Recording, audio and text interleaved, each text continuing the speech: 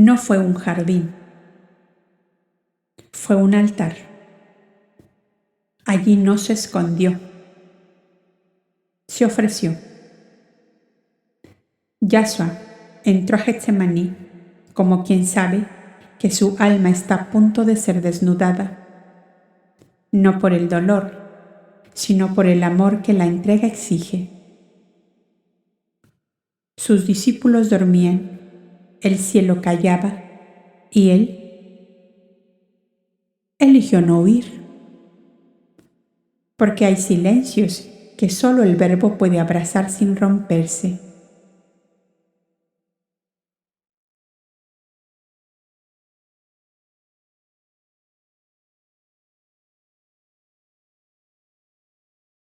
Bienvenidos a Voces de la Biblioteca Upasika. Soy Silvia Martínez y aquí las palabras despiertan memorias antiguas. Exploramos sabiduría ancestral, luz interior y mensajes para el alma. Suscríbete y acompáñame en este viaje sagrado. Comenzamos.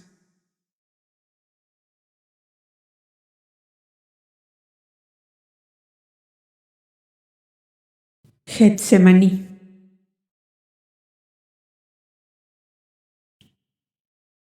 En el palacio de Itamar todo era silencio y sombras. Solo en 2 sitios había luz. En la alcoba de Nebai, en el piso principal y en la planta baja, en el último patio, que era el de mayores dimensiones, pues daban a él las caballerizas, los establos y las cocheras.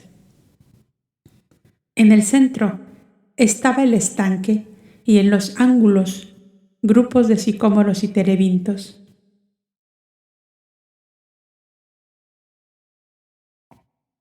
En el más apartado de estos ángulos, sombreados de árboles, Bercia, la druidesa Gala, encendía el fuego de medianoche según el rito de su culto. Estaba completamente sola. Como sola velaba Nebai en su perfumada alcoba tapizada de azul celeste. Esperaba a Judá, que terminada la cena del atardecer, había salido en busca de las noticias que debían haber traído de Jope. Si como creían estaba ya en aquel puerto desde el día antes el barco correo de Roma. Agitada por muchos pensamientos contrarios, quería leer y parecía que sus ojos no acertaban con lo que buscaba en el libro. Tomaba la cestilla de sus labores y la dejaba luego, porque no podía tampoco prestarle la debida atención. Iba a las camitas blancas de sus 2 niños, situadas a ambos lados de su gran diván de reposo, y viéndoles dormidos, tornaba a ocupar su sitio junto al candelabro velado de pantalla azul.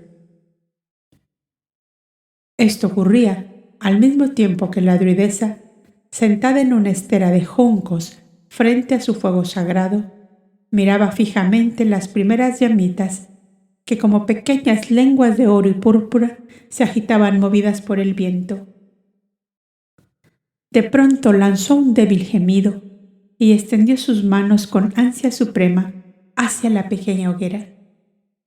En la penumbra amarillenta que irradiaba el fuego, acababa de ver rompiendo la negrura de las sombras la blanca imagen del profeta Nazareno frente a un pelotón de hombres armados de picas en un sitio sombrío de árboles y peñascos, donde no había otra luz que la de humeantes hachones y la claridad de la luna que se filtraba por entre las ramas de los árboles.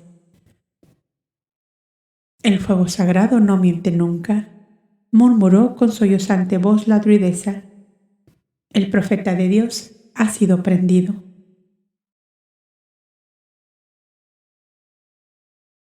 Se dobló a la tierra como un lirio tronchado y tocó el polvo con su frente, adorando la voluntad invencible del gran Jesús.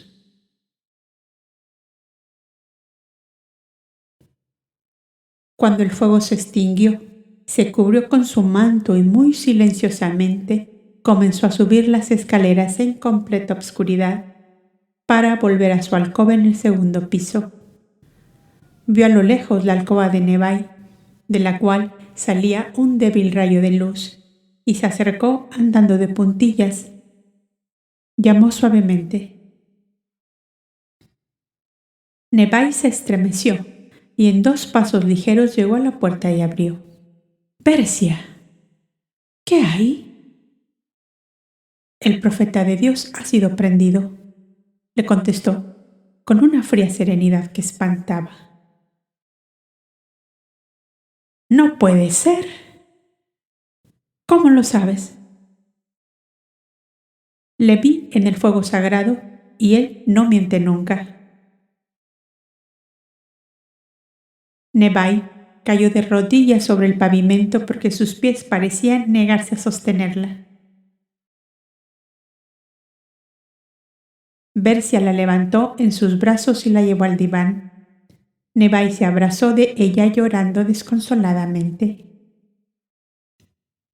«No llores, Nebai, amiga mía», le decía como arrullándola. «Él es grande y fuerte. Es el Hijo de Dios, y los tiranos temblarán ante él».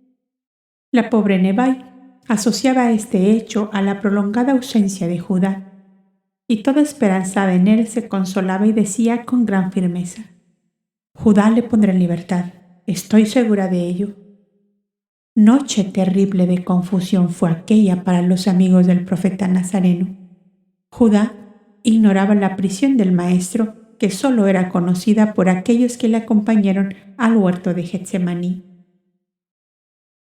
A fin de que el lector conozca todos los detalles ocurridos aquella noche terrible y relacionado con el ungido de Dios, sigámosle a él entrando en aquel sombreado huerto que por las noches era tenebroso, pues las ramas de los olivos, enlazadas unas a otras, formaban una espesa cortina salpicada de gotas de luz, de muy escasa claridad en las noches de luna.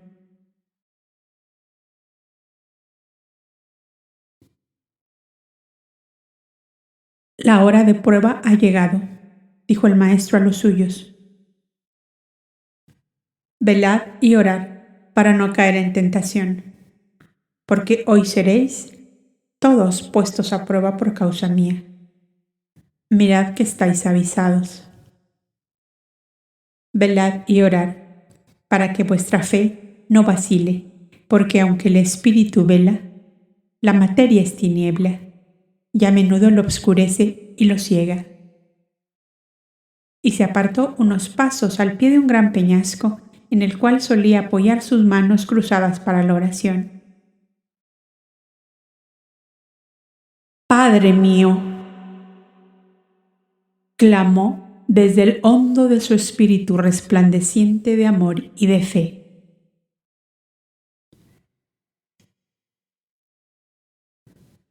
La naturaleza humana se espanta de beber este cáliz, mas no se haga mi voluntad sino la tuya.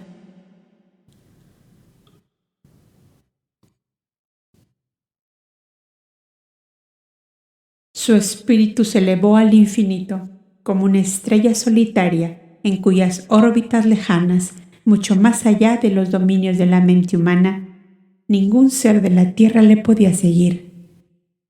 Alma excelsa del Cristo, solitaria a causa de su grandeza, y en la hora de su inmolación, más sola aún, para que el holocausto fuera completo, sin consuelo de la tierra y con los cielos enmudecidos.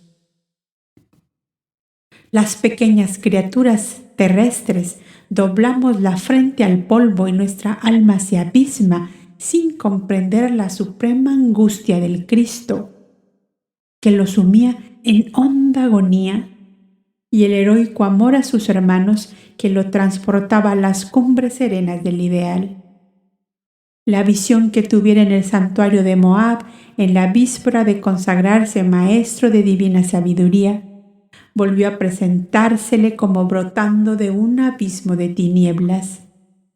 La misma voz de música que en aquella hora le hablara se le hizo oír también ahora.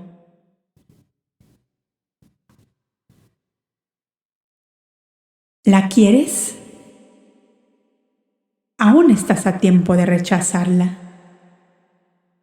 Libre eres de aceptar o no esa afrentosa muerte. Emancipado como estás de la materia, puedes cortar el hilo fluídico que te une a la vida física y eludir la muerte infamante y dolorosa de la cruz. Elige.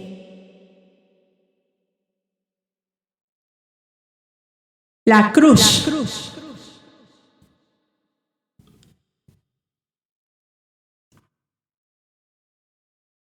Clamó muy alto en un gemido postrero de agonía y cayó exánime cubierto de helado sudor, como si en verdad lo envolviera la muerte con sus velos de escarcha.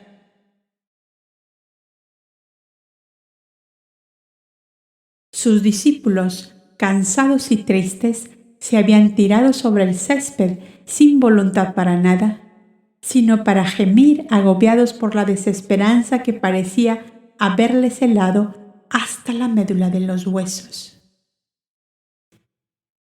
En esto venían a terminar sus brillantes ilusiones alimentadas con loco afán durante más de 3 años consecutivos. Los que habían abandonado parientes, amigos y posesiones por esta obra cumbre que debía marcar nuevas rutas a la humanidad, ¿qué dirían al volver vencidos, deshechos, sin fe ni esperanza, como pajarillos aturdidos por los azotes de la tempestad?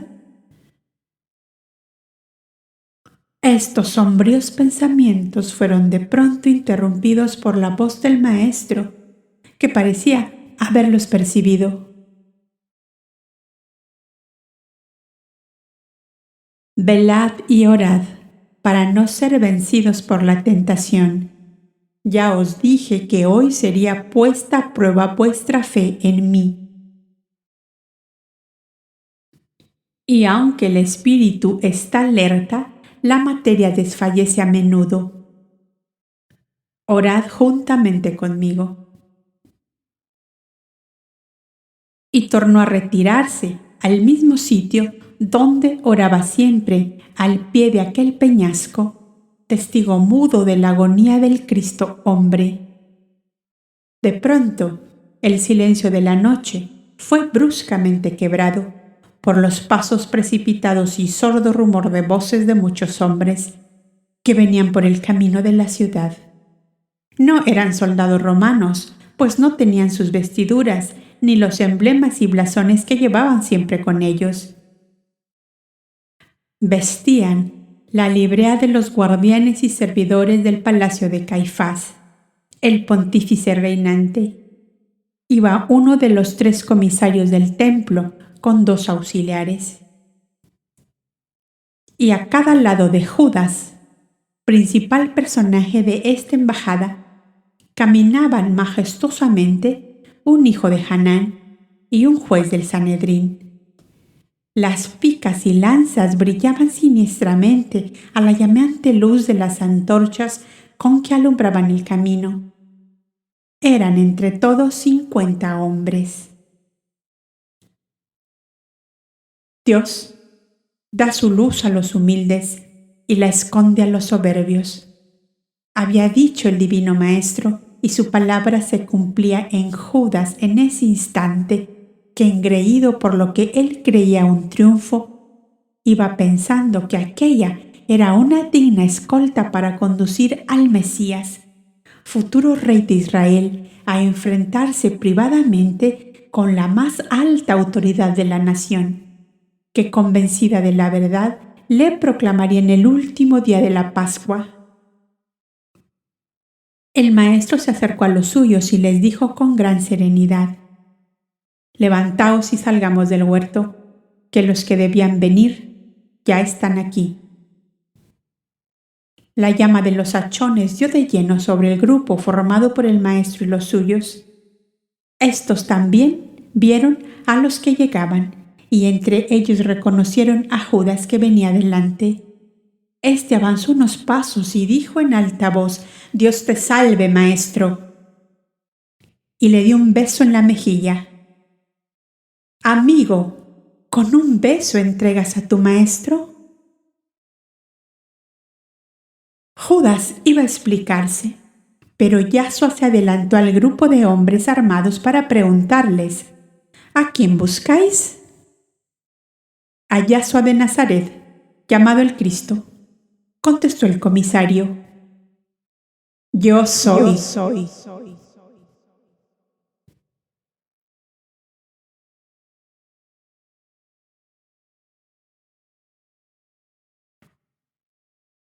Esta frase resonó como un estampido de algo formidable que se rompe en un instante, y los de la escolta dieron un salto atrás como si hubieran visto reventar el cráter de un volcán. Esto dio lugar a que algunos cayeran al suelo y se apagasen las antorchas. Gran confusión se produjo en la escolta y los discípulos. El tío Jaime y Pedro, que llevaban espadas, se pusieron en guardia.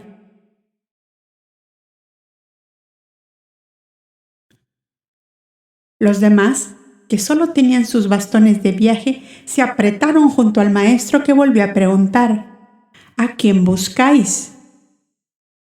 «A Yasua de Nazaret, llamado el Cristo», contestó el comisario del templo, no tan valientemente como la primera vez, pues los hombres de la escolta se retiraban cuanto podían, temerosos de otro estampido como el que les sacudió un momento antes. «Yo soy», contestó el maestro, «y si a mí me buscáis, dejad en paz a estos amigos que me rodean». A una señal del juez, se adelantaron 2 hombres con gruesos cordeles y ataron las manos al maestro. «Faltáis a vuestra palabra, esto no es lo convenido», gritó Judas. Mas, como esto había sido previsto, algunos de la escolta sacudieron sus picas contra él, que rodó por un barranco, aturdido por los golpes y con el rostro sangrado al chocar con las piedras del despeñadero. Pedro, enfurecido, asestó golpes con su espada a derecha e izquierda, igualmente el tío Jaime. Mientras sus compañeros, haciendo molinetes con sus bastones, golpearon a quien se puso a su alcance. La serena voz del maestro les llamó al orden. «¿Qué hacéis? Sois como los del mundo, que al golpe respondéis con el golpe. Guardad, amigos, espadas y bastones, que el cáliz que me presenta mi padre debo beberlo hasta la última gota».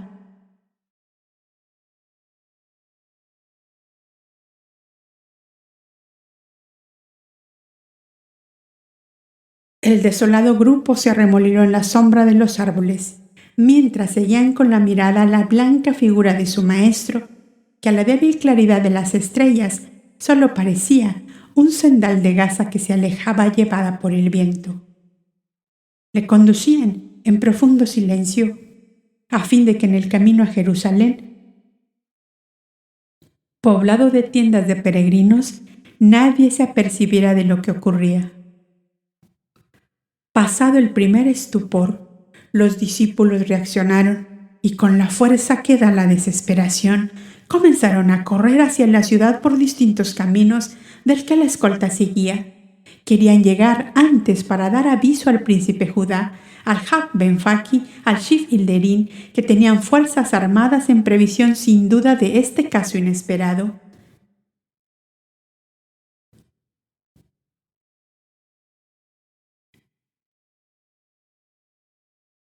Aunque su maestro les había tenido apartados de todos aquellos preparativos bélicos, ellos sabían que se venían haciendo desde tiempo atrás.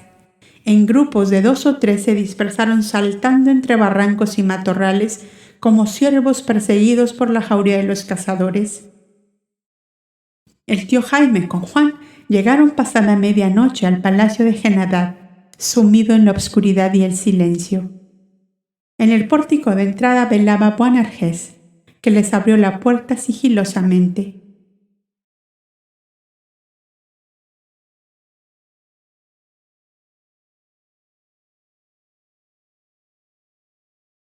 No necesito preguntarles qué ocurría, porque en los rostros de ambos estaba reflejado el triste acontecimiento.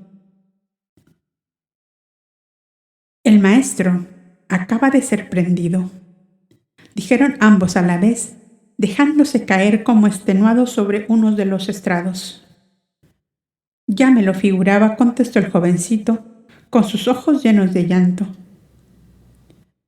Yo dormía en el cenáculo por acompañar de cerca a la señora, y en sueños vi al maestro que me decía: ya llegó mi hora.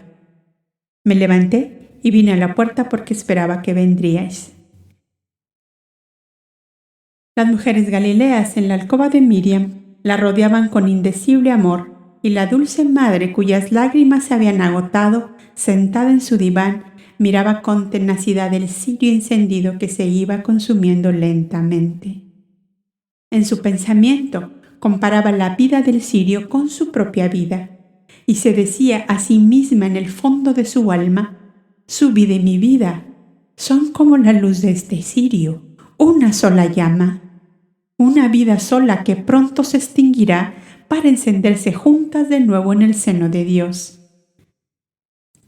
La llegada de Juan y el tío Jaime le sobresaltó enormemente. Juan se abrazó de su madre Salomé y rompió a llorar como un niño.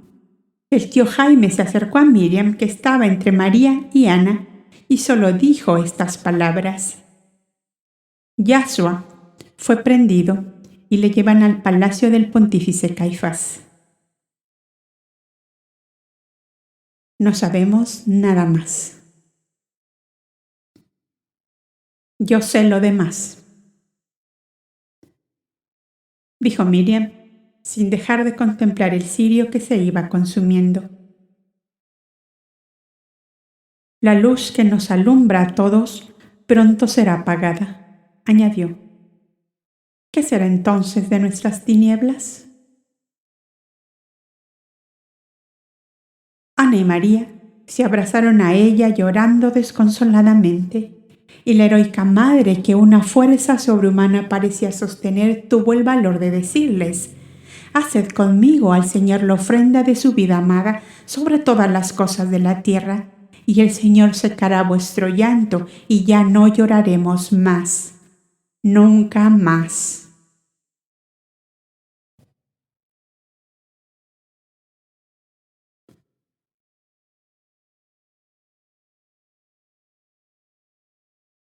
Mediante repetidas dosis de jarabe de naranjas, la angustiada madre del mártir cayó en un profundo sueño, del que no se despertó hasta poco antes del amanecer.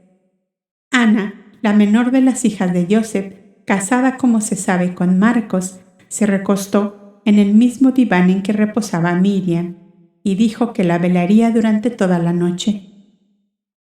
María de Magdalo se fue a su alcoba, después de averiguar que el tío Jaime y Juan se habían lanzado a la calle para dar aviso al príncipe Judá de lo que ocurría. En aquellos momentos de suprema angustia, aún esperaban poder salvar al maestro. Pero el tío Jaime decía tristemente a Juan, mientras andaban en la oscuridad de las tortuosas calles: más que al Sanedrín, temo a la propia voluntad de Yahshua, que no quiere ser salvado. ¿Por qué se ha despedido de todos nosotros? ¿Por qué está decidido a morir? Es verdad, contestábale Juan, lo ha dicho claramente esta noche. Donde yo voy, vosotros no podéis venir. Me voy al Padre, ya es la hora. Sí, así ha dicho. No obstante, algo deberemos hacer para evitar que se cometan atropellos con él.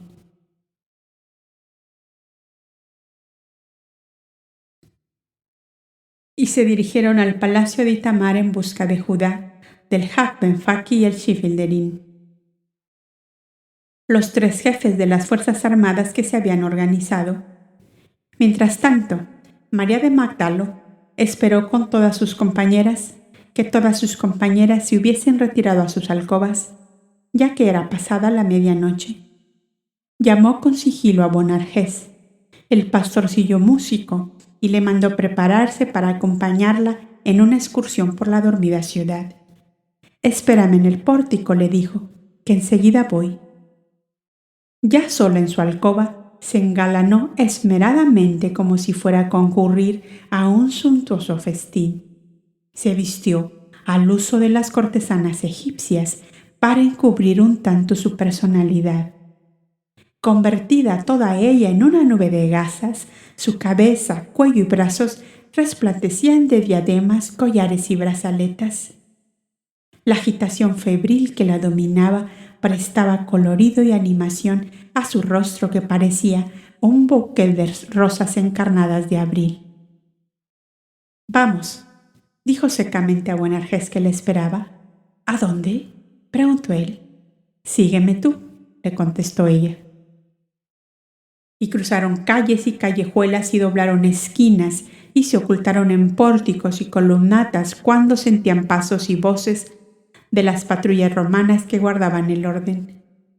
Nuestros dos personajes se encaminaban al palacio de Caifás, donde sabían que fue llevado el maestro. Aquella joven mujer, con solo un cuarto de siglo de vida, conocía a través de sus estudios la historia de todos los desatinos y las claudicaciones de los hombres por los encantos de una mujer. Clelia, la heroína romana de los primeros tiempos de Roma, tomada prisionera como rehén por el general etrusco Porsena, no había quebrado en pedazos su voluntad dura como el hierro y lo había hecho darle libertad a ella, junto con todos los niños que debían ser pasados a cuchillo. No había encadenado la voluntad de Alejandro Magno, una princesita persa que lo llevó hasta adoptar costumbres, lengua y usos del país de los ganados y de las rosas bermejas. No había doblegado Cleopatra, la egipcia, a Julio César, que le dio un trono por sus sonrisas. Y a Antonio el invencible guerrero no le hizo dejar la espada por el encanto de sus festines en barca sobre las aguas del Nilo.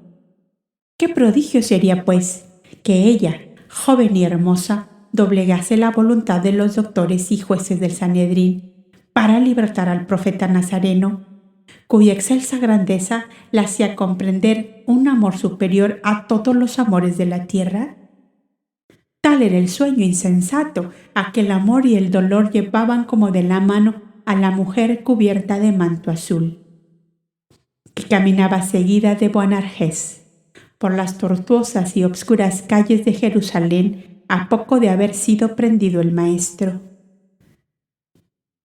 Cuando estaban a 100 pasos del palacio, vieron abrirse la poterna del patio de la servidumbre y que salían cautelosamente hombres cubiertos de mantos, varios esclavos y 2 parejas de guardias del palacio, y en medio de ellos el hombre de Dios, con sus manos atadas a la espalda, despojado ya de su manto y conducido como un reo vulgar.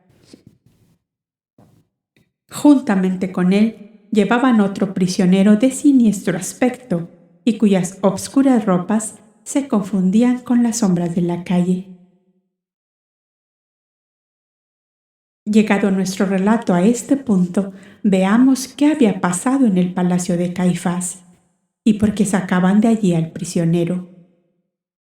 Astutos y recelosos hasta lo sumo, los enemigos del profeta temieron que sus discípulos levantaran al pueblo en masa para defenderle, y el palacio de Caifás, aunque grande y suntuoso, no era una fortaleza como para contener una multitud enfurecida.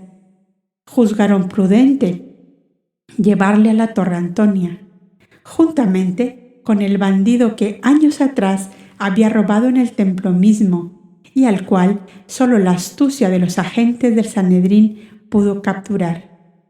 Había sido llevado a Caifás, engañado por una esclava aleccionada para ello.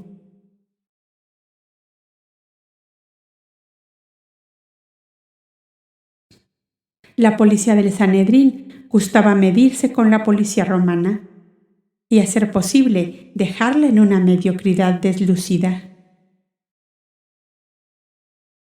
Este juego se venía haciendo desde los tiempos del pontífice Ismael ben Padi, en los comienzos de la delictuosa administración de Valerio Graco. El reo compañero de Yasua de Nazaret era un tal Barrabás, ladrón, asesino y asaltante de la peor especie. Dos jueces del Sanedrín, Rabí Chanania y Samuel Acatón, iban al frente de aquel heterogéneo grupo de hombres que conducía a los dos presos. Al llegar al portalón de la Torre Antonia, les recibió el centurión, que estaba de guardia. Y no se extrañó nada, pues eran frecuentes los envíos de este género de parte del Sanedrín. La guarnición de la torre estaba ya cansada de estos solapados y encubiertos manejos, muchos de los cuales solo respondían a venganzas por asuntos religiosos o cuestión de intereses creados. Al centurión le dijeron solamente, al entregarle los presos, que le guardaran cuidadosamente, pues se trataba de reos muy peligrosos, por los cuales se entenderían con el procurador al día siguiente. El aspecto de ambos era tan diferente uno de otro que el militar se quedó mirando estupefacto al maestro por un breve rato. Mandó que llevasen al otro a uno de los calabozos del subsuelo, porque en verdad su persona toda delataba que era un delincuente. Su cara llena de cicatrices, su mirada torpe y recelosa, junto con su descuidada vestimenta y su cabello y barba enmarañados, lo decían a todas luces. Pero el preso joven, de la túnica blanca. «¡Oh, por los rayos de Marte!», decía el militar romano, «que este parece un Apolo que se dejó crecer la barba para que le respeten las musas. De seguro que en este hay un misterio, y gordo. Que me corten las dos orejas si este buen hombre no es una víctima del odio de los judíos». Y el centurión condujo al maestro a la cámara de detenidos, situada en la planta baja de la torre principal. Le desató los cordeles que tiró a un rincón y encendió una lamparilla de aceite que pendía de la techumbre. A la escasa claridad de la lámpara, el militar observó de nuevo al prisionero, y cada vez más absurda le parecía aquella prisión. «¿Por qué te han traído aquí?», le preguntó. «Aún no estoy enterado de qué me acusan. Mañana lo sabré», contestó el maestro. El soldado le indicó el estrado cubierto de una estera y unas mantas por si quería descansar. Cerró con llave la puerta de barrotes de hierro y se alejó. Siendo tantos los personajes que directa o indirectamente intervinieron cerca del profeta Nazareno en el episodio final de su vida, nos vemos obligados a retroceder unos momentos para encontrar a sus demás amigos íntimos.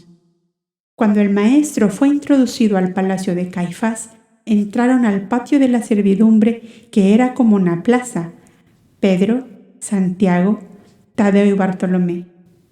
En el centro había una gran hoguera rodeada de bancos de piedra, un estanque en un ángulo, una mesa de enormes proporciones en otro, donde se veían cestas de pan y restos de comida, lo cual demostraba que allí los guardias y siervos pasaban la noche comiendo y bebiendo. Y a aquel patio daban las caballerizas, las cocheras y las habitaciones de la servidumbre muy numerosa. Los discípulos se mantenían en el portal de entrada, casi desapercibidos por la obscuridad de la noche, que la luz de la hoguera no alcanzaba a disipar. Pedro no podía soportar la ansiedad por saber qué harían del maestro, y poco a poco se fue mezclando entre la algarabía de los guardias, esclavos y esclavas que entraban y salían del patio a la cocina, a la bodega, y subían la escalera del piso principal, donde estaba reunido parte del Sanedrín. Por los grandes ventanales se veían circular los criados con bandejas y fuentes, sirviendo a los magnates apoltronados en el salón del pontífice. La venerable cabeza blanca de Pedro no tardó en llamar la atención de algunos de aquellos hombres, y uno de ellos dijo al otro: «Ese es también Galileo, y estaba en el huerto cuando apresamos al rabí milagroso. ¿Qué querrá aquí?». Y dirigiéndose a Pedro le dijo: «¿No eres tú de los compañeros del preso que tenemos allí adentro? Me parece haberte visto con él». Pedro disimuló como pudo su sorpresa al verse descubierto y sin detenerse ni un segundo a pensar contestó: «¿Qué sé yo de vuestro preso? Yo soy un pescador de Tiberíades y he venido a la fiesta como todo hijo de Israel. Viendo que aquí buenas gentes reunidas en paz y alegría, me he llegado a distraerme porque no tengo familia en la ciudad».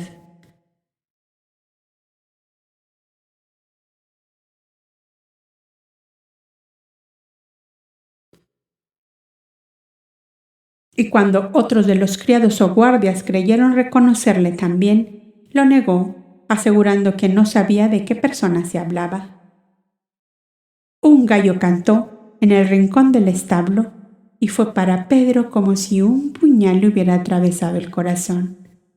Recordó las palabras de su maestro, percibió su dulce mirada como un resplandor de luna en la siniestra oscuridad de su angustia y salió despavorido como si un horrible fantasma le persiguiera.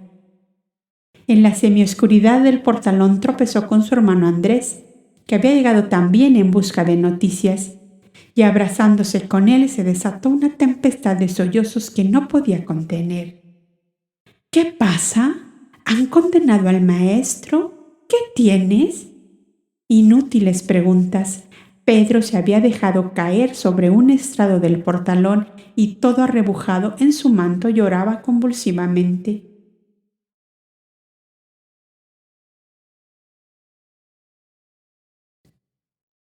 Por fin se levantó y echó a correr en dirección a la calle del comercio. Su hermano Andrés le siguió hasta el Palacio Genadad, donde entró sin haber pronunciado una sola palabra. Allí debían estar el tío Jaime, Hanani y Zebedeo. Allí estaba Miriam, la dulce madre del maestro, todos sus amigos de Galilea, delante de todos los cuales confesaría su horrible pecado, su espantoso pecado. Había tenido miedo de confesar que era un discípulo del justo, que esa noche habían prendido como a un malhechor. Él, tan luego él, a quien más confianza tenía el maestro, a quien le encargaba siempre cuidar de sus compañeros en ausencia suya. Jehová justiciero.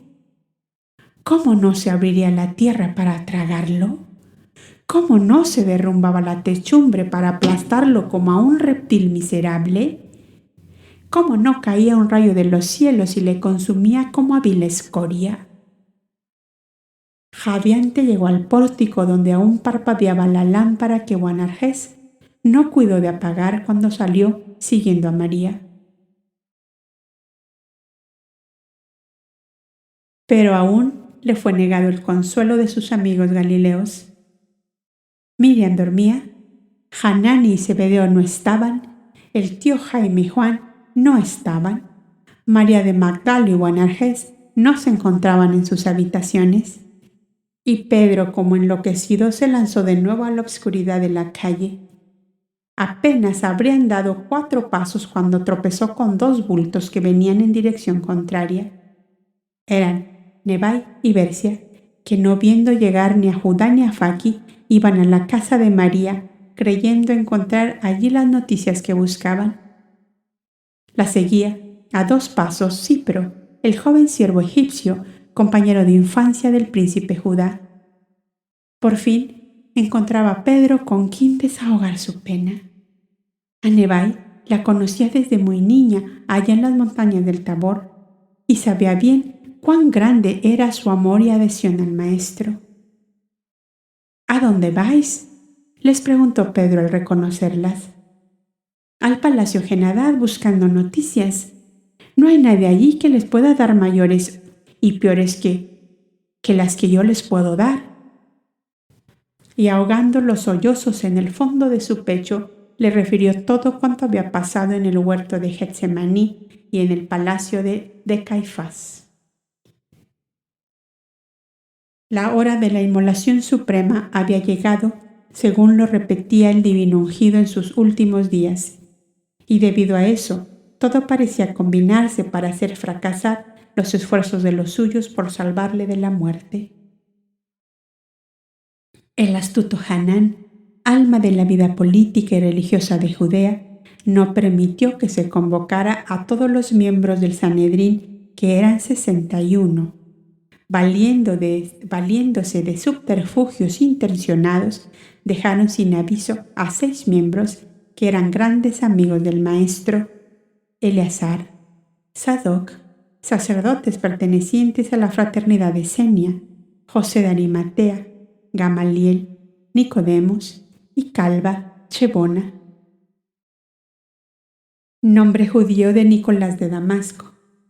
Estos 6 hombres, incorporados de nuevo al consejo por la elección reciente, resultaban temibles en el Sanedrín, pues siendo su palabra de admirable lógica y su vida recta consagrada a la verdad y la justicia, arrastraban con sus opiniones a los pocos hombres de alma sana y corazón sincero que había en el seno del gran consejo, como ser Chanania ben Shishba, que desempeñaba el arbitraje en las votaciones, Rabí Sanania, vicario de la Cámara de Sacerdotes, Jonatás ben Uziel, filósofo y poeta, y Simeón de Anatot, doctor en leyes. El viejo Hanán, que durante 10 años había ejercido el pontificado y que sus 5 hijos lo habían ejercido también bajo la tutela de su padre, conocía toda esta red tendida en el Sanedrín, al cual no le convenía en ninguna forma que se levantaran fuertes oposiciones en el seno del Gran Consejo, precisamente cuando, a sabiendas, iba a cometer el más horrendo del delito desfigurado del juicio legal. Y fue debido a esto que los 4 doctores amigos del maestro, desde su niñez, ignoraron por completo su prisión hasta poco antes del mediodía siguiente. En la reunión privada que hemos visto que se realizaba en el salón del pontífice, entre fuentes de exquisitos manjares y delicados vinos de Corinto y de Chipre, solo se hallaban los miembros incondicionales de Hanán, Caifás su yerno y pontífice, sus 5 hijos, Eleazar, Jonatás, Matías, Teófilo y Unano, más los 3 hijos del viejo Simón Boeto, cuñado de Hanán, Elquías, tesoro del templo, Samuel, Acatón, Doras y Ananías de Nebedal. Eran solo 14, pero los más indicados para tejer en la sombra la más hábil urdimbre que pudiera luego convencer a los imparciales, hasta que se llegase a la mitad por lo menos de votantes a favor de la condena a muerte para el profeta de Dios. Entre los criados de Caifás que servían en su festín del crimen estaba aquel esclavo egipcio, enamorado de una de las esclavas de Claudia, esposa del procurador Pilatos. Ambos palacios eran vecinos, como ya dijimos. El portalón de las caballerizas del uno quedaba a pocos pasos de las grandes verjas de los jardines del palacio de Herodes, habitación entonces del procurador. Y el esclavo egipcio pasó a la esclava gala todas las noticias que pudo conseguir referentes a la prisión del profeta Nazareno y a la decisión del Sanedrín de condenarle al día siguiente.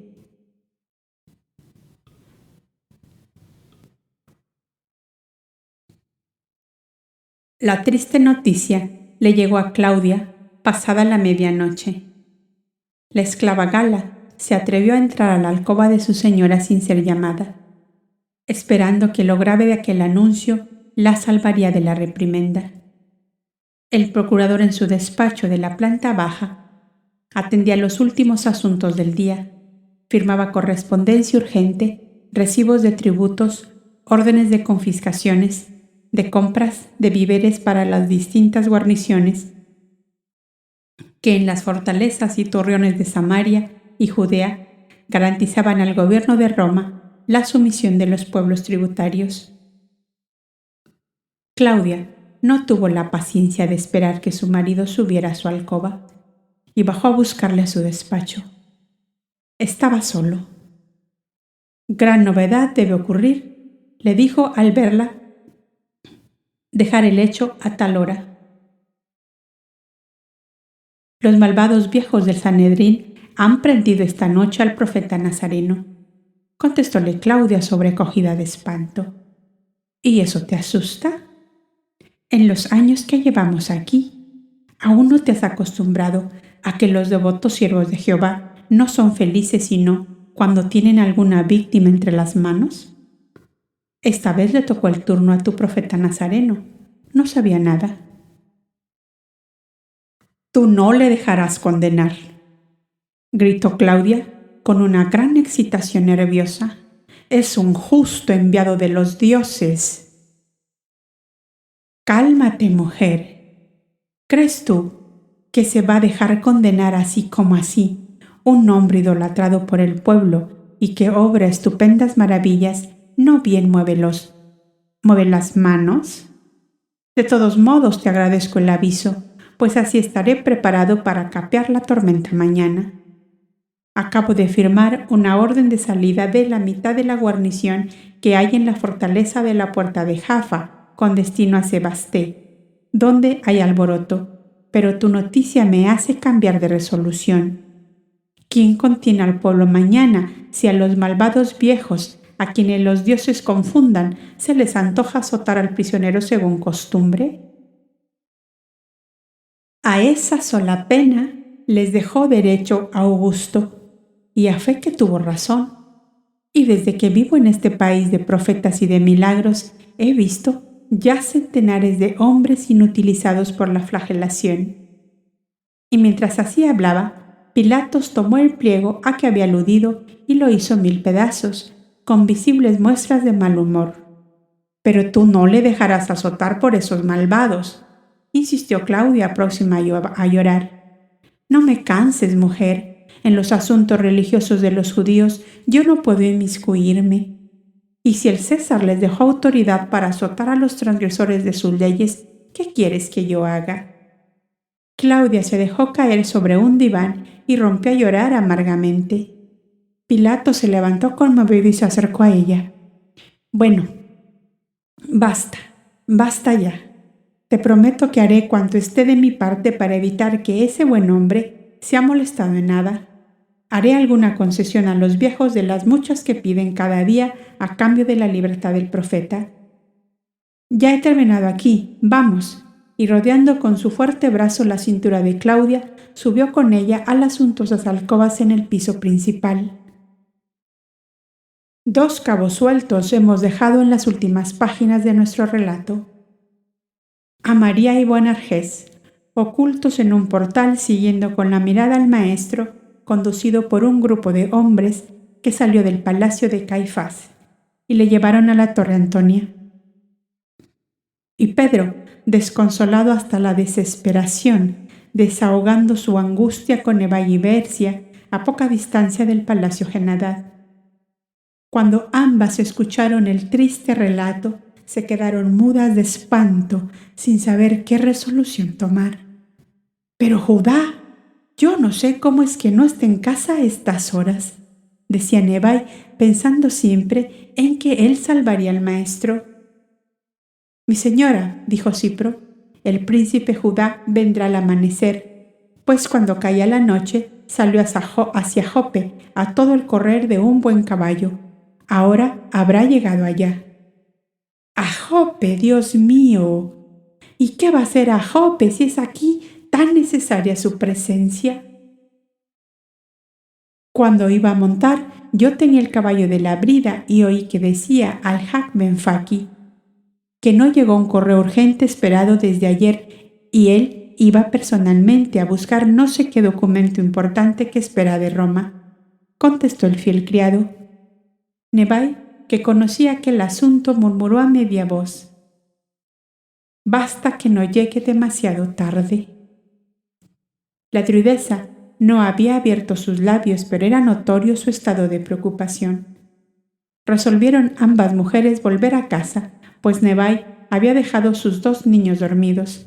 ¿Acaso también su abuelo Simónides y el Hak Ben Faki tuvieran algún indicio que les orientara en aquel desconcertante laberinto? Pedro y Andrés regresaron a su hospedaje, esperando asimismo encontrar algún recurso de última hora que les indicase lo que debían hacer. Mientras sucedía esta escena, en el obscuro recodo de un murallón, María de Magdalo, seguida de Boanerges, habían llegado a la Torre Antonia, a cuyos muros se apretaban cautelosamente, buscando que su sombra les protegiera de la mirada indiscreta de un transeúnte nocturno. No había más claridad que la ancha franja de luz que salía de la portada de la fortaleza, en la cual vieron aparecer a los hombres embosados con los criados y guardias que habían conducido al prisionero. Les vieron alejarse en el más profundo silencio y sin luz alguna, lo que indicaba que no deseaban ser sentidos por nadie.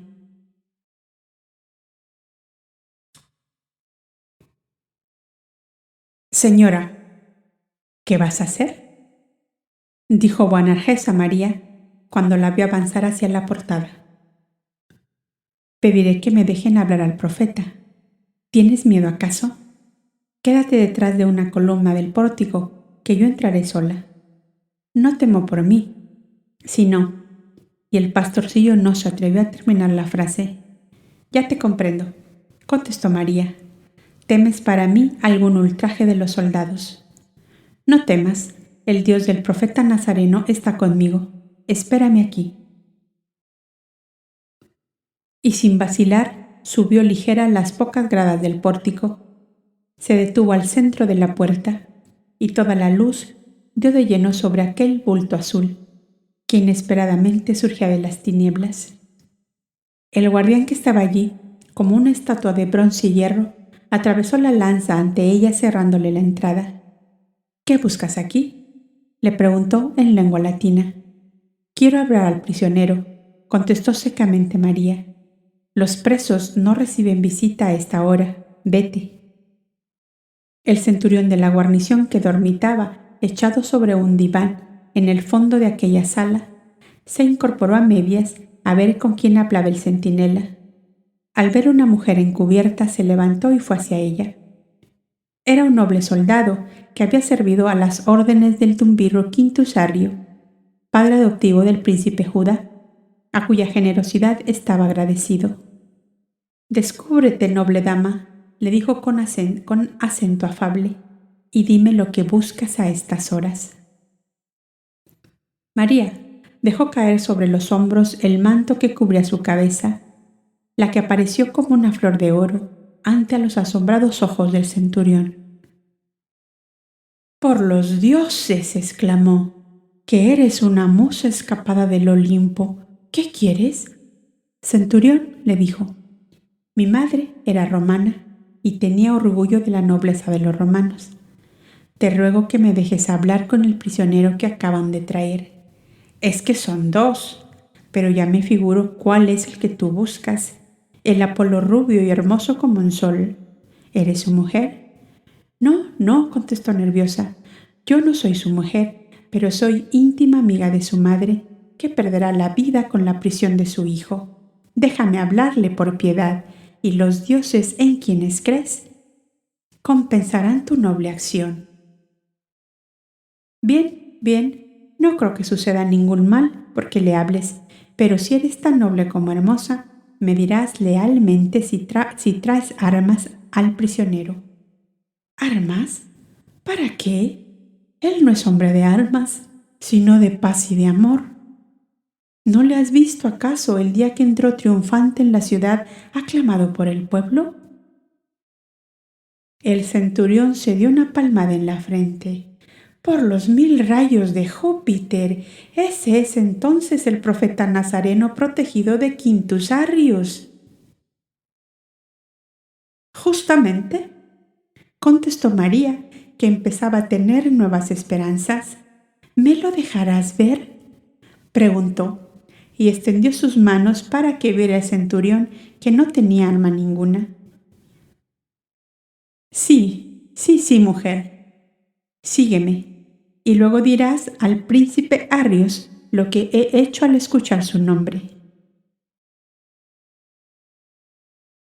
María siguió al centurión por una ancha galería que una lámpara colgada del techo iluminaba débilmente. Al final, se veía una verja detrás de la cual había también luz. Ahí le tienes, dijo el centurión indicando la reja. Háblale cuanto quieras. Maestro, clamó María cuando le vio sentado en el estrado y que la miraba con sus dulces ojos llenos de paz y de serenidad. María. A estas dos solas palabras que se encontraron en el éter iluminado de amor, la verja se abrió sola ante los azorados ojos del centurión, que recordaba bien haberla cerrado con doble llave. Rayos y truenos del Olimpo, que si aquí no anda la magia, no soy Longinos el centurión. María se había ya precipitado a la sala y caía de rodillas ante el augusto mártir. Maestro, si vieras la desolación de tu madre y de todos cuanto te aman, ¿no te empeñarías en abandonarnos dejándonos solos en este mundo?, le dijo entre sollozos y con sus manos unidas en actitud de desesperada súplica. El centurión seguía mirando con asombrados ojos, no la escena en sí, sino la puerta de la verja abierta por la que había pasado aquella mujer como un fantasmeterio. Ten paz y sosiego en tu corazón, María, y piensa que la voluntad soberana del Padre es quien me llevará a su reino, y no la voluntad de mis enemigos. Débil y flaca es vuestra fe cuando teméis a los hombres que son una brizna de paja en las manos de Dios.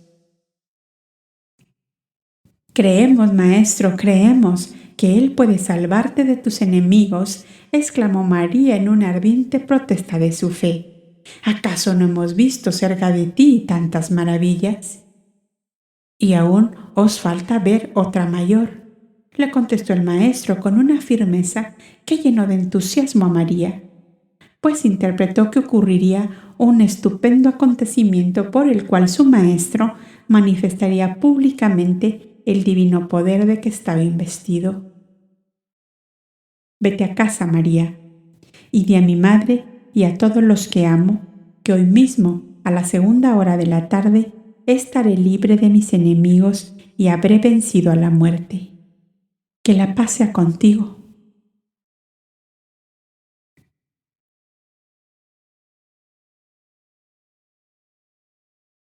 Ebria de gozo, besó María las manos del maestro y cubriéndose de nuevo salió con pasos ligeros, dejando al absorto centurión que de nuevo cerraba con doble llave la reja de la prisión. ¿Qué hay, señora?, le preguntó Boanerges cuando la vio bajar de nuevo a la calle. ¡Gloria! Triunfé, Boanerges. He visto y hablado al maestro, que tiene una paz y serenidad admirable. Dice que aún veremos una maravilla mayor de cuantas hemos visto. Y que diga a todos cuantos le aman que hoy, a la 2:00 de la tarde, estará libre de sus enemigos y habrá vencido a la muerte. Son sus propias palabras. Gracias a Dios, exclamó Boanerges. Corramos a casa para que la buena nueva lleve el consuelo al corazón de la pobre madre. Cuando llegaron, estaban ya allí los amigos Galileos reunidos, pero María vio que su gran noticia era recibida con dudas y recelos. El maestro se despidió de todos nosotros. Luego él sabía que se va de nuestro lado, decía uno. Hay muchos modos de irse, contestaba otro. ¿No se fueron Enoc y Elías llevados en carros de fuego por los ángeles de Dios?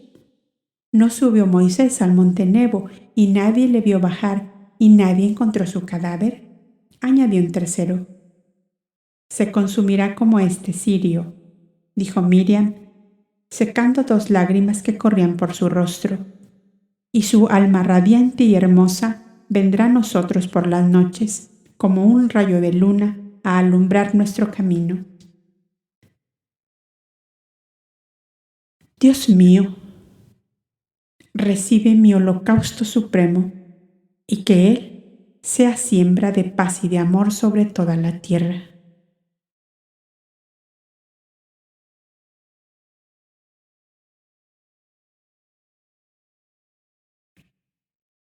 Y amaneció por fin el tremendo día que el divino ungido esperaba con ansia suprema, llamándolo su día de gloria, su día de triunfo, su día de amor y de divinas compensaciones en el seno de su Padre. Narradores fieles de lo acaecido en aquellas últimas horas de la vida física del Cristo sobre la tierra, debemos esbozar uno a uno los dolorosos cuadros donde los personajes se agitaban febrilmente, movidos por una misma voluntad: salvar al Maestro de las garras de sus enemigos y proclamarle Rey de Israel, abatiendo todas las fuerzas que se interpusieran en el camino. Tal como había dicho Cipro a Nebai, el príncipe Judá llegó al amanecer, tan fatigado de la carrera que ni aún pudo responder al saludo cariñoso de su esposa, con la que se encontró a mitad de la escalera principal. Habiendo sentido que se abría el portalón de las caballerizas, ella bajaba apresuradamente con una lamparilla en la mano. La luz dio de lleno sobre el hermoso rostro de Judá que subía. Su intensa palidez formaba un contraste con sus oscuros cabellos en desorden y con la angustia que desbordaba de sus grandes ojos negros expresivos en extremo. —¿Qué tienes, Judá? —le preguntó Nebai espantada.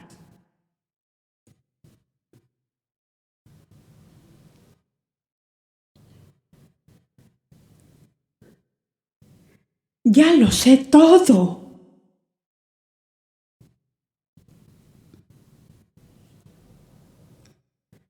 —le contestó él, subiendo a saltos los escalones que faltaban hasta el primer piso. —¿Quién te lo dijo? —preguntó Nebai. —Pedro y Andrés, que esperaban mi llegada en la puerta de Jaffa —le contestó Judá. Ríos de sangre correrán hoy por las calles de Jerusalén. Mandaré pasar a cuchillo dentro del templo mismo a esa piara de fieras hambrientas que se atrevieron a poner las manos sobre el ungido de Dios. Antes de que el sol se levante de las colinas, desataré como una tempestad 30,000 hombres armados que no esperan sino una señal para lanzarse sobre Jerusalén. Y Judá se sacaba a tirones su ropa de viaje, tropezando con taburetes, sitiales y divanes que encontraba al paso. Nebai, espantada, lloraba de rodillas junto a las camitas de sus niños, pues jamás había visto a su esposo dominado por tan tremenda cólera. Debió sacar de un cofre donde jamás supo ella lo que guardaba un lujoso uniforme de oficial, primero de la Legión Itálica, a la que pertenecía la más noble juventud romana, y comenzó a vestírselo apresuradamente. Cuando le vio blandir la espalda resplandeciente a la cual decía: «Tú vengarás el ultraje inferido al Mesías, Rey de Israel». Nebai dio un grito salido del fondo de su alma y aún de rodillas tendió sus brazos hacia él. Un nimbo de luz dorada llenó la alcoba, aún sumida en la penumbra del amanecer. Ambos se quedaron paralizados en todos sus movimientos. Tenían ante sí la dulce imagen de Yahshua que les sonreía con inefable ternura. «¿Qué haces, Judá, amigo mío? ¿Que afliges así a tu compañera y olvidas a tus hijitos?» «Yahshua», murmuró Judá, cayendo también de rodillas ante la luminosa aparición que se acercaba hacia ellos. «Mi cuerpo duerme en la prisión, pero mi espíritu viene a vosotros porque me llegó el clamor de Nebai. Díjoles con su voz sin ruido, la flotante visión que los envolvía con sus claridades y sus ternezas. Guarda de nuevo tu espada, amigo mío, porque el ungido de Dios no triunfará por las armas, sino por el amor y por la verdad. La voluntad del Padre que ordenó hasta el más pequeño acontecimiento de mi vida, ha ordenado también mi entrada triunfal en su reino. Y no serás tú, amigo mío, que quieras interponerte en mi camino al final de mi jornada. La radiante aparición estaba ya tocando a los dos jóvenes esposos y sus blancas manos transparentes como tejidas de gasa unían las dos cabezas con la suya intangible y etérea, como en un abrazo eterno cuyo recuerdo no debía borrarse jamás. Mi paz sea con vosotros. Se oyó como una melodía mientras la visión se diluía en celajes dorados que iban destejiéndose en la penumbra de la alcoba silenciosa. Judá se abrazó como enloquecido de Nebai y rompió a llorar con tan fuertes sollozos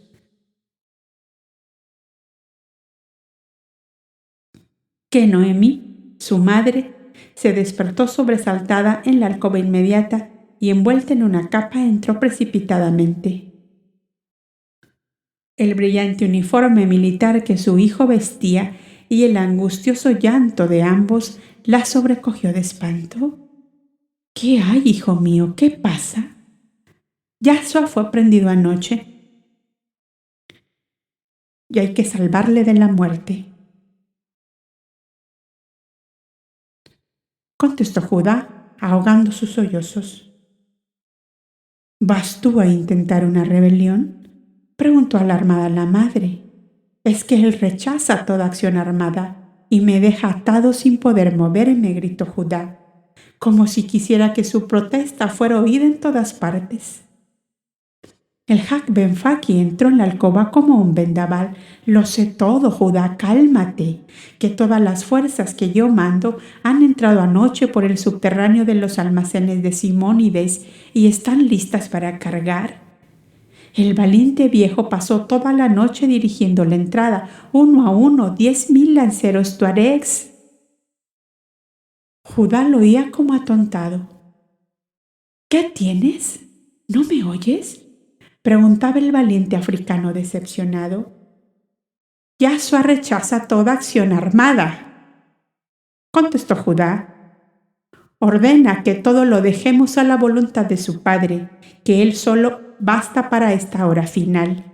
Imposible cruzarnos de brazos, gritaba Faki sin comprender casi lo que decía su amigo. El Sif Hilderín, añadió Faki, salió anoche a última hora para conducir hoy sus jinetes árabes que están acampados en los bosques de Jericó, y antes de mediodía estarán aquí.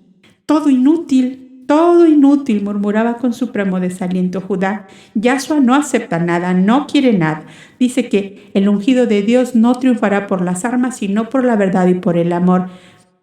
Faki, gritó desesperado, Yahshua es más fuerte que nosotros y con una sola palabra nos encadena a los dos. Antes de comenzar la lucha somos vencidos por él.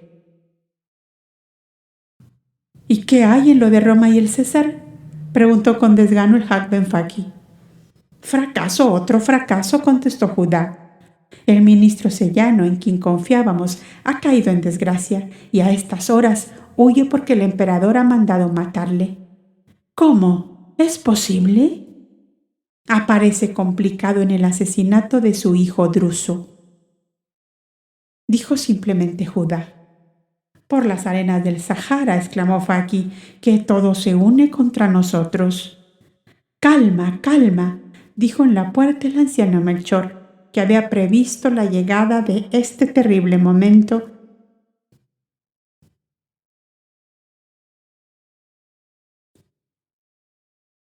Y acudía a sosegar aquella tempestad.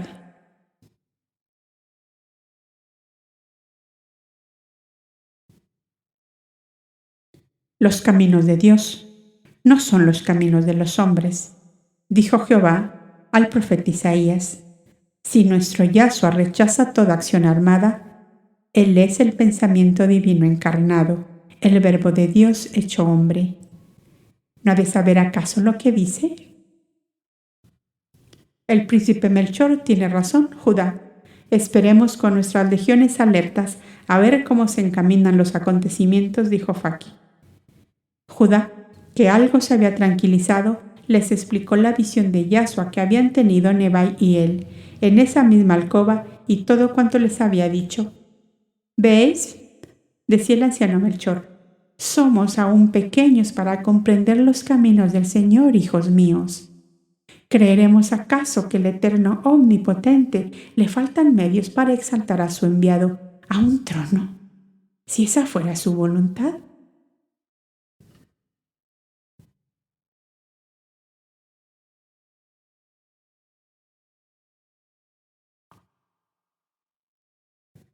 Un beso encendió la cruz. Una espada fue detenida por la ternura y un silencio cambió la historia. María de Magdalo lo abrazó en la sombra. Judá quiso salvarlo con fuego, pero la luz se le apareció con amor. Yahshua ya no hablaba a las multitudes, hablaba al alma del mundo. No estaba vencido, estaba entregado. Como solo los que aman de verdad pueden hacerlo. ¿Y tú? ¿Qué eliges cuando el huerto se oscurece? ¿Luz o espada?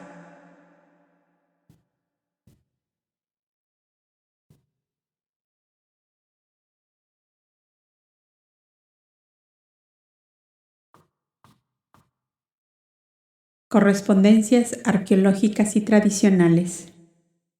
Este capítulo representa el momento en que el Cristo abandona toda esperanza humana y elige confiar solo en el amor.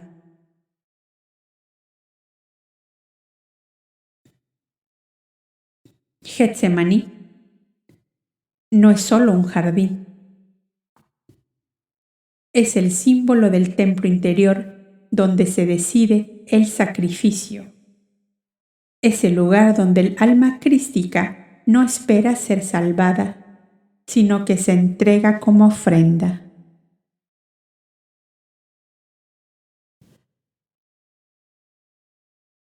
La oración solitaria es un espejo de todo buscador espiritual.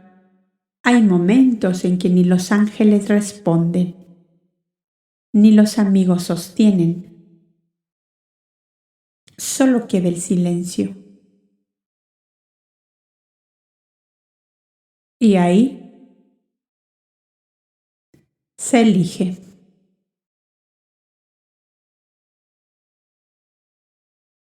El yo soy, que hace retroceder a los soldados, es la afirmación de la divinidad encarnada, no como poder, sino como presencia. La luz no necesita defenderse, solo revelarse. María de Magdalo, disfrazada, representa al femenino crístico que cruza todos los límites por amor. Su acto revela que la fidelidad del alma es capaz de entrar incluso en la sombra para abrazar la luz. La aparición luminosa del Cristo ante Judá es un acto de compasión suprema. Le revela que la espada no abrirá el reino, pero el amor, sí. Es el momento en que la justicia se rinde ante la verdad.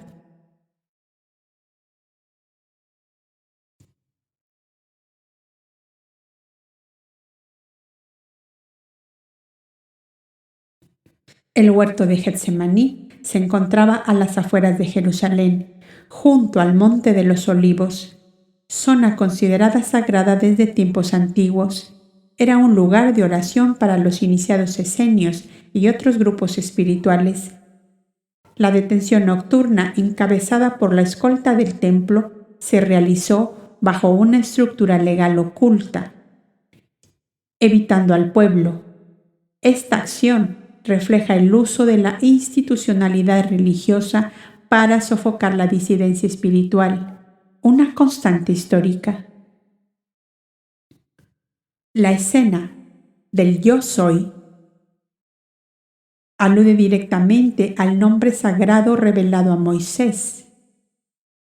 Ella, Asher, ella. Yo soy el que soy. El verbo lo pronuncia con tal poder que los soldados retroceden, no por violencia, sino por revelación. La infiltración de María de Magdalo en la Torre Antonia podría tener un correlato histórico en los registros no canónicos que mencionan la intervención de mujeres influyentes en momentos clave del proceso de Jesús, como Claudia, esposa de Pilato.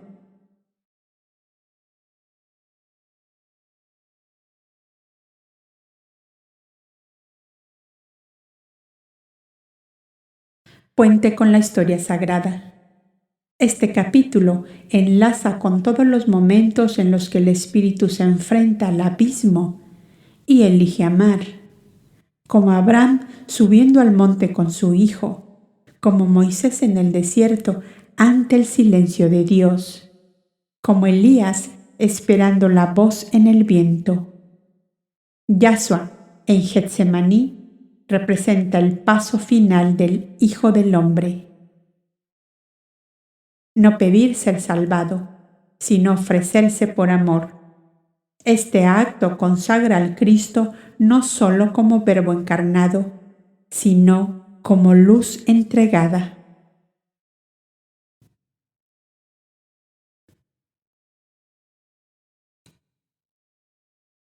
Enseñanza final. Getsemaní sigue siendo el punto de quiebre de toda alma que ha amado a Dios. Es el lugar donde el silencio parece abandono, pero en realidad es espacio para la elección consciente. Aquí no gana el que pelea, ni el que escapa, gana el que ama, el que se deja tomar porque ya se ha entregado desde antes.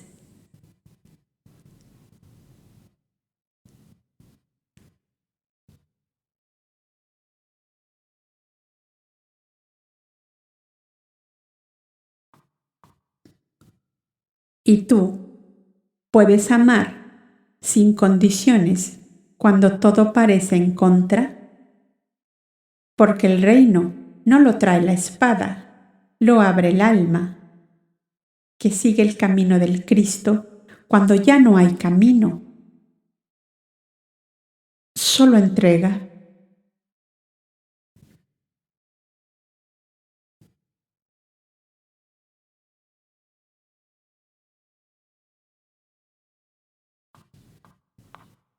Te espero en el próximo capítulo, Yahshua ante sus jueces.